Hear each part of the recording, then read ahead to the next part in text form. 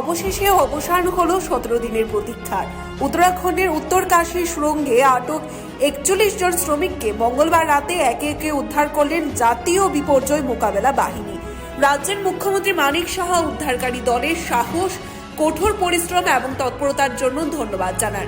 পাশাপাশি প্রধানমন্ত্রী নরেন্দ্র মোদীজিকে ধন্যবাদ জানান, যিনি ক্রমাগত পুরো অপারেশনটি পর্যবেক্ষণ করেছেন এবং যখনই প্রয়োজন হয় তখন নির্দেশনা ও সহায়তা প্রদান করেছেন। উত্তরাখণ্ডের মুখ্যমন্ত্রী পুষ্কর সিং ধামি এবং কেন্দ্রীয় মন্ত্রী জেনারেল ভিকে সিং অপারেশনের সময় সেখানে প্রায় ক্যাম্প করে ফেলেছিলেন, তাদেরকেও ধন্যবাদ জানান। Bureau report, Tripura news 8।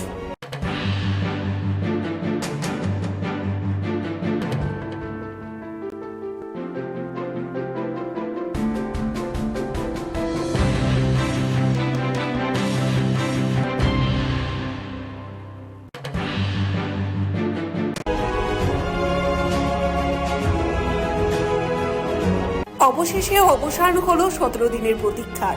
উত্তরাখণ্ডের উত্তরকাশী সুড়ঙ্গে আটক 41 জন শ্রমিককে মঙ্গলবার রাতে একে একে উদ্ধার করলেন জাতীয় বিপর্যয় মোকাবেলা বাহিনী।